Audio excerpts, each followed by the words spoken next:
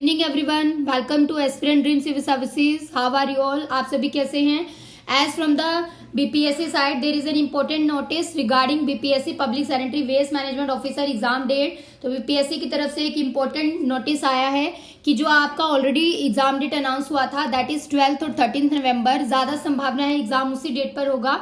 अगर इस डेट में कोई भी चेंज होता है due to any urgent reason तो उसको वेबसाइट पर जल्द ही उससे रिलेटेड आपको कंफर्म कर दिया जाएगा और आपके एडमिट कार्ड से रिलेटेड भी सभी डिटेल्स के लिए आप 2 दिन के लिए वेट कीजिए। तो आप सभी अपनी प्रिपरेशन को कंटिन्यू रखिए, कोई भी अपनी प्रिपरेशन को डिसकंटिन्यू नहीं करेगा बिकॉज एग्जाम जल्द ही होगा।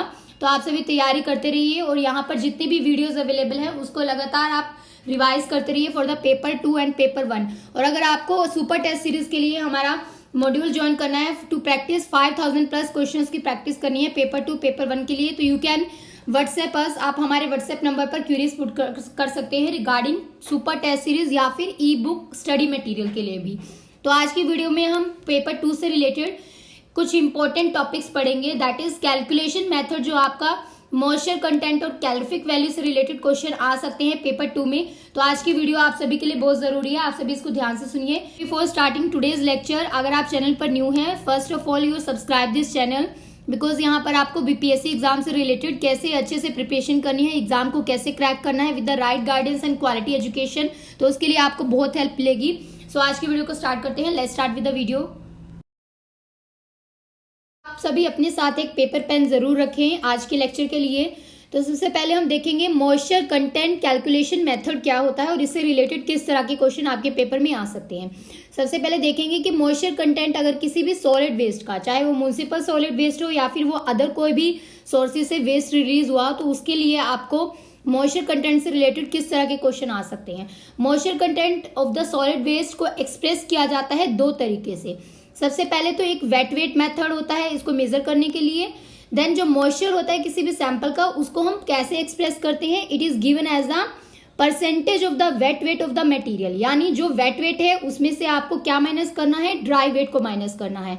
ठीक है, तो that is divided by the wet weight से उसको डिवीजन करना है, देन मल्टीप्लाई करना है विद द 100। तो ये आपका मेथड है that is to calculate the moisture content of any solid waste. आपको पेपर में कोई भी रिलेटेड सॉलिड वेस्ट से आपको कैलकुलेशन बेस्ड क्वेश्चन आएंगे जो आज की वीडियो में हम डिटेल में देखेंगे।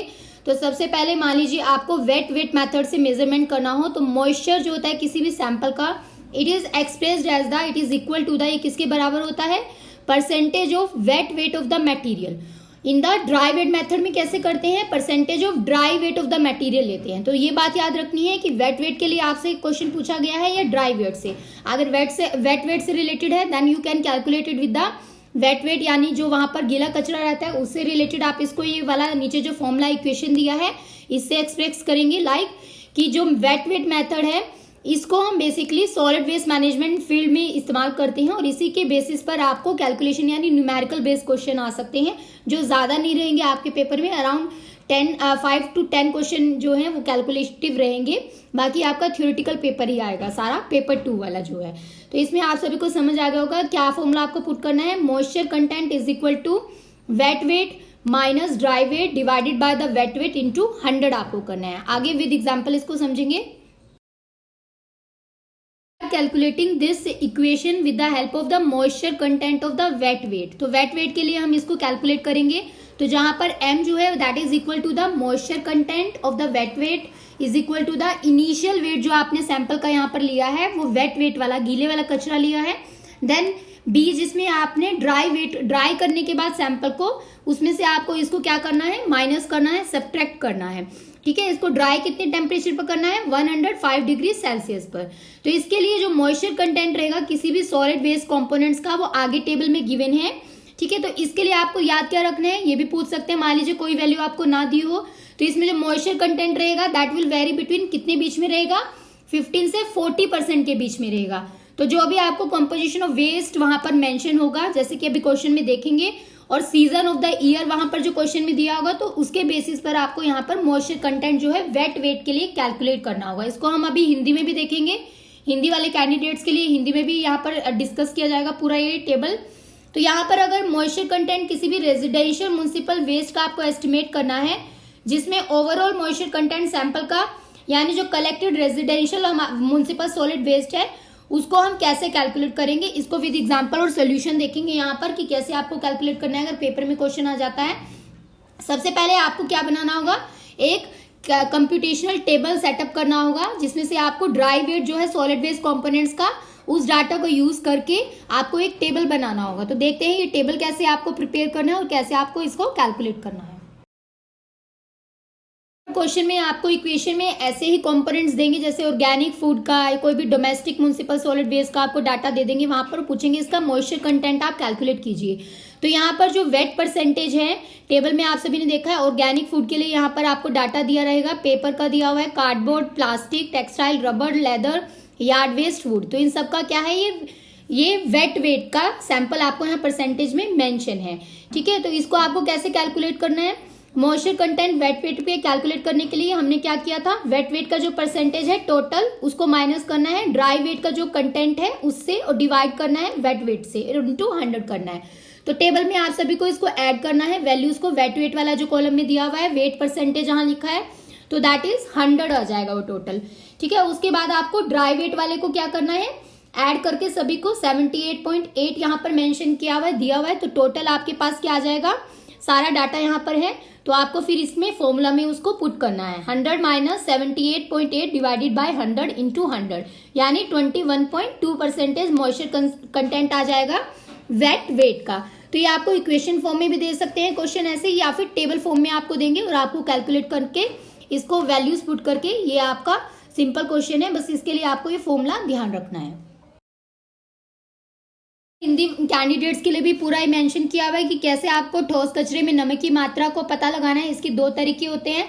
सबसे पहले जो गीले वाला कचरा है उसकी विधि को नापने के लिए क्या करेंगे, जो नमी सामग्री का गीले वजन वाला कचरा है उसके प्रतिशत को हम किससे माइनस करेंगे, सूखे वाले शुष्क भार वाले प्रतिशत से उसको माइनस करेंगे और इसको किसके डिवाइड करेंगे, भाग किससे किया जाएगा, जो इसका मीन्स गीले वाला वजन है उसे भाग करके और इसको मल्टीप्लाई गुणा कर देंगे 100 के साथ। ठीक है, तो ऐसे आपको इसको कैलकुलेट करना है।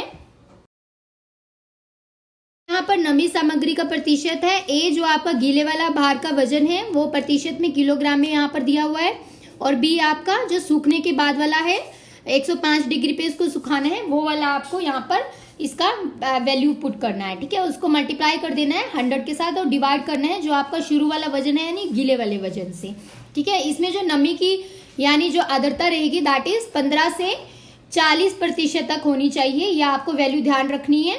ठीक है, और इसमें जो म्युनिसिपल सॉलिड वेस्ट के लिए जो ठोस अपशिष्ट है उसके लिए जो नमूने की सामग्री रहेगी उसका भी आपको अनुमान लगाने के लिए ये वैल्यू याद रखनी है कि इसके बीच में आपका आंसर आना चाहिए। नेक्स्ट मेथड है कि कैसे कैलकुलेट करते हैं particle size and the distribution. तो इस मेथड के लिए मान लीजिए कोई भी सॉलिड वेस्ट रहता है तो उसके लिए रिकवरी ऑफ मटेरियल को कंसीडर किया जाता है और size and the size of distribution of that material को कैलकुलेट कैसे करते हैं उसके बेसिस पर भी आपको क्वेश्चन आ सकता है। तो इसके लिए जो रिकवरी ऑफ मटेरियल होता है, जैसे कि किसी भी मैकेनिकल इक्विपमेंट के द्वारा उससे जो रिकवरी करते हैं मटेरियल की वेस्ट सॉलिड वेस्ट की, या फिर ट्रेमल स्क्रीन्स के द्वारा या फिर मैग्नेटिक सेपरेटर्स के द्वारा उसको क्या किया जाता है, मटेरियल की रिकवरी की जाती है। रीयूज, रिकवरी, रिसाइकलिंग, उससे हमें कैसे साइज और साइज डिस्ट्रीब्यूशन के बेसिस पर कंपोनेंट का पार्टिकल साइज कैलकुलेट करना है उसका फॉर्मूला आपको याद रखना है। SC is equal to L यानी size of component in millimeter is equal to L यानी length of the particle in millimeter. अगर कंपोनेंट्स का आपको लेंथ और विड्थ भी कैलकुलेट करना है तो उसके लिए फॉर्मूला है length plus width divided by 2, और अगर विड्थ और हाइट तीनों चीजें कैलकुलेट करनी है, लेंथ विड्थ हाइट, तो उसके लिए आपको फॉर्मूला पुट करना होगा L plus W plus H divided by 3। Size and the distribution of the component material किसी भी सॉलिड वेस्ट का उसको कैलकुलेट करने के लिए आपको यही फॉर्मूला पुट करना है। तो जो भी साइज होता है किसी वेस्ट कंपोनेंट का उसको डिफाइन किया जाता है 1 और 4 द फॉलोइंग मेजर्स के द्वारा हम इसको मापते हैं, वो आगे टेबल के थ्रू समझेंगे। तो कण आकार के वितरण के लिए जो ठोस कचरा रहता है उसमें जो सामग्री का आकार और आकार वितरण है उसके लिए आपको यही फॉर्मूला याद रखना है, जिसके अंदर आपको पुट करना है कि दैट इज L यानी उसका जो कंपोनेंट है उसकी लेंथ को आपको कैसे मेजर करना है, लेंथ विड्थ को, और उसकी हाइट को आपको कैसे कैलकुलेट करना है।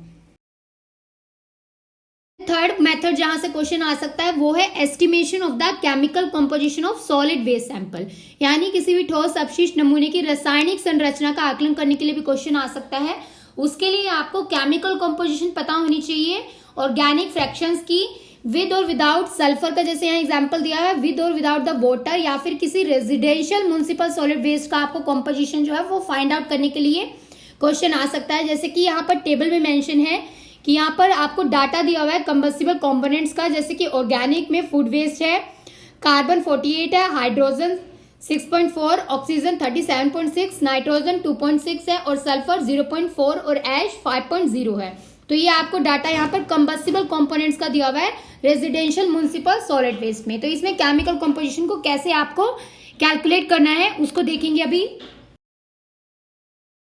के लिए आपको कैसे कैलकुलेट करना है, सबसे पहले आपको ये टेबल बनाना होगा जिसमें आपको डिटरमाइन करना है कि percentage distribution of the following component जो आपको मेंशन होंगे किसी भी वेस्ट के, जैसे फूड वेस्ट दे देंगे या फिर पेपर, कार्डबोर्ड, प्लास्टिक है, ये सारे आपको मेंशन दे देंगे।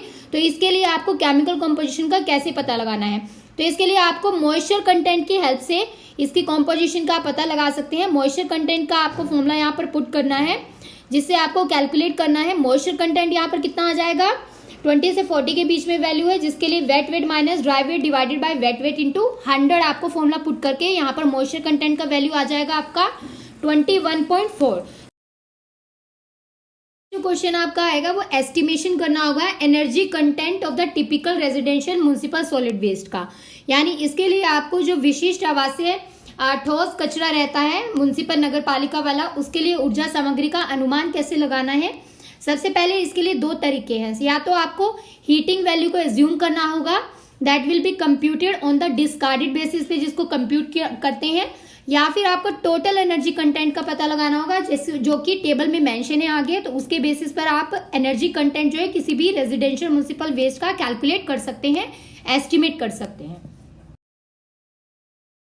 पर आपको ये सब वैल्यू टेबल में मेंशन रहेंगी, जैसे कि कोई भी कंपोनेंट है, फूड वेस्ट है, पेपर है, इन सब का आपको सॉलिड वेस्ट का कंपोनेंट यहाँ पर दिया हुआ है और एनर्जी मेंशन की हुई है। टोटल एनर्जी आपको यहाँ से कैलकुलेट करनी रहेगी। टोटल एनर्जी कैसे कैलकुलेट करेंगे आप, इसको मल्टीप्लाई कर देंगे सॉलिड वेस्ट को विद द एनर्जी जो यहाँ पर प्रोवाइडेड है, जैसे कि 2000 इंटू 9.0। सिमिलर दैट आपको सभी जो कंपोनेंट्स गिवन है उसका टोटल एनर्जी कैलकुलेट करना है, जैसे कि पेपर का 34.0 है, एनर्जी गिवन है 7200, तो इसको मल्टीप्लाई करके 2,44,800 आ जाएगा। ऐसे सभी कंपोनेंट्स का आपको क्या कर लेना है, टोटल एनर्जी कैलकुलेट करना है और फिर उसके बाद आपको कैसे इसका एस्टिमेट करना है एनर्जी कंटेंट वो देखते हैं। आपको सभी कंपोनेंट्स का कैलकुलेट करना है और फिर बाद में जो सॉलिड वेस्ट का कंपोनेंट्स आपको यहाँ पर दिया हुआ है वैल्यू, उसको आपको ऐड कर देना है। ऐड करने के बाद ये टोटल कितना आ जाएगा 100, और एनर्जी कंटेंट जो आपने मल्टीप्लाई करने के बाद टोटल एनर्जी कंटेंट है उसको ऐड करके आ जाएगा 506.530। तो आपको एनर्जी कैलकुलेट करने के लिए, एनर्जी कंटेंट की वैल्यू निकालने के लिए 506.530 को डिवाइड करना है 100 के साथ, तो आपका आंसर आ जाएगा 5065। तो ये आपका टोटल एनर्जी कंटेंट वैल्यू यहाँ पर आपको ऐसे कैलकुलेट करना है। एग्जाम में क्वेश्चन इसी तरह से आएगा। मेथड जो आपके एग्जाम में क्वेश्चन आ सकता है वो है biodegradability of any organic waste component कैसे कैलकुलेट करते हैं। मान लीजिए कोई भी वोलेटाइल सॉलिड कंपोनेंट है, जैविक अपशिष्ट घटकों के लिए जैव निम्नीकरण वाष्पशील ठोस के लिए सामग्री का कैसे पता लगा सकते हैं। तो इसको हम डिटरमाइन करते हैं। मान लीजिए इग्निशन टेम्परेचर है 550 डिग्री सेल्सियस पे, तो इसकी बायोडिग्रेडेबिलिटी को मेजर करने के लिए किसी भी ऑर्गेनिक फ्रैक्शन की या जो गिवन होता है म्युनिसिपल सॉलिड वेस्ट के लिए, यहाँ से क्वेश्चन आएगा आपका। तो इसमें वोलेटाइल जो सॉलिड होते हैं उसकी बायोडिग्रेडेबिलिटी को कैसे डिफाइन करते हैं, उसके ऑर्गेनिक फ्रैक्शन की मदद से। तो इसमें जो ऑर्गेनिक फ्रैक्शन होती है उसका पता नहीं लग पाता है, इसलिए जो ऑर्गेनिक कॉन्स्टिट्यूएंट्स होते हैं किसी भी म्युनिसिपल सॉलिड वेस्ट के, वो ज्यादा मात्रा में क्या रहते हैं, वोलेटाइल होते हैं, पर उनकी बायोडिग्रेडेबिलिटी क्या होती है, कम होती है। जैसे कि कुछ एग्जाम्पल है, न्यूज प्रिंट है और कुछ ऐसे प्लांट ट्रिमिंग्स वगैरह जो एग्जाम्पल है। तो इन केस में जैसे लिग्निन कंटेंट वगैरह होता है किसी भी वेस्ट का, सेलुलोसिक या लिग्निन कंटेंट होता है, that can be use to estimate the biodegradable fraction के लिए, इसके लिए कैलकुलेट किया जाता है, जिससे कि हमें एग्जैक्ट उसका बायोडिग्रेडेबिलिटी किसी भी ऑर्गेनिक वेस्ट कंपोनेंट का पता चल सकता है। तो यहाँ पर हम इसको लिग्निन कंटेंट को किसी भी वेस्ट के कैसे कैलकुलेट करेंगे, एस्टिमेट करेंगे, तो यहाँ से क्वेश्चन आ सकता है, देखेंगे अभी। आर द इक्वेशंस मेंशन, जैसे आपको इसको कैलकुलेट करना है बायोडिग्रेडेबल फ्रैक्शन को, तो BF क्या है यहाँ पर, biodegradable fraction expressed on the volatile solid. किसी भी म्युनिसिपल सॉलिड बेस का वोलेटाइल सॉलिड के लिए, जैसे कि लिग्निन वगैरह हो गया, लिग्निन कंटेंट को हम कैसे एक्सप्रेस करते हैं, तो उसके लिए आपको फॉर्मूला क्या है, biodegradable fraction is equal to 0.83 जो इंपीरिकल कांस्टेंट वैल्यू रहेगी, और इसमें माइनस करेंगे 0.028 लिग्निन कंटेंट का, ये भी क्या है, इंपीरिकल कांस्टेंट वैल्यू है। ठीक है, तो इसके लिए जो लिग्निन कंटेंट है किसी भी वोलेटाइल सॉलिड का, उसको परसेंटेज ऑफ ड्राई वेस्ट में हमेशा लेते हैं। ठीक है, ड्राई वेट में लेते हैं, तभी आपका सही वैल्यू यहाँ पर बायोडिग्रेडेबल का कैलकुलेट हो सकता है। तो बायोडिग्रेडेबिलिटी तो किसी भी ऑर्गेनिक कंपाउंड की म्युनिसिपल सॉलिड वेस्ट में जो पाई जाती है, that is based on the lignin content जो टेबल में मेंशन है। मान लीजिए फूड वेस्ट है, तो उसका वोलेटाइल सॉलिड कितना दिया हुआ है यहाँ पर, 7 से 15 के बीच में, और यहाँ पर जो लिग्निन कंटेंट है वो है 0.4, और बायोडिग्रेडेबल फ्रैक्शन कितना आ जाएगा, 0.82। तो आपको एक कांस्टेंट वैल्यू को माइनस कर देना है इसमें से। पेपर न्यूज प्रिंट के लिए 94 है, लिग्निन कंटेंट 21.9 है, बायोडिग्रेडेबल फ्रैक्शन 0.22 है। कार्डबोर्ड के लिए 94 है, लिग्निन कंटेंट उसमें कितना होता है 12.9, और बायोडिग्रेडेबल फ्रैक्शन 0.47 होता है। यार्ड वेस्ट के लिए 50 से 90 है, और इसके लिए लिग्निन कंटेंट LC कितना हो जाएगा वोलेटाइल के लिए 4.1, और बायोडिग्रेडेबल फ्रैक्शन कितना हो जाएगा 0.72। तो इस टेबल के हिसाब से जो बायोडिग्रेडेबल फ्रैक्शन है किसी भी सिलेक्टेड ऑर्गेनिक वेस्ट की, वो उसके लिग्निन कंटेंट के बेसिस पे आप उसकी बायोडिग्रेडेबल फ्रैक्शन को कैलकुलेट कर सकते हैं। ये आपको कांस्टेंट वैल्यू है, ये याद रखनी है, इससे हम कैलकुलेट करेंगे। नेक्स्ट इंपॉर्टेंट मेथड है जहां से क्वेश्चन आएगा, वो है कैलोरीफिक वैल्यू को कैसे आपको कैलकुलेट करना रहेगा। तो कैलोरीफिक वैल्यू किसी भी वेस्ट की है, वो डिपेंड करती है कि उसकी वेस्ट की कॉम्पोजिशन क्या है on the basis of physical या उसकी केमिकल प्रॉपर्टीज के बेसिस पे। तो कोई भी वेस्ट होता है उसके अंदर मान लीजिए PVC है जो पॉलीविनाइल क्लोराइड, उसमें हायर कैलोरीफिक वैल्यू होती है than the waste with the less PVC, और जिसमें ज्यादा पेपर होता है। तो इसके लिए कैलोरीफिक वैल्यू को वेस्ट मिक्सअप के लिए कैसे कैलकुलेट करते हैं, और कैसे इसका एक एवरेज वैल्यू लेते हैं on the basis of their composition. तो इसमें एक एग्जांपल दिया हुआ है, मान लीजिए आपको एवरेज कैलोरीफिक वैल्यू किसी भी वेस्ट मिक्स का, मिक्स वाला जो वेस्ट होता है उसका कैलकुलेट करना है, तो कैसे करेंगे। इसके लिए जो वेस्ट मिक्स होता है उसको कंसिस्ट होता है 3 फ्रैक्शंस के अंदर। मान लीजिए हैजर्डस वेस्ट है, वो 20% रिप्रेजेंट कर रहा है कि उसमें जो मास अमाउंट है that has the calorific value of 12 mega joules per kg है।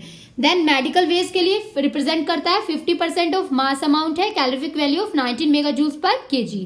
प्लास्टिक है, प्लास्टिक में जो PVC वेस्ट है वो रिप्रेजेंट करता है 30% ऑफ द मास अमाउंट, जिसमें कैलोरीफिक वैल्यू कितनी है 35 मेगा जूल्स पर केजी है।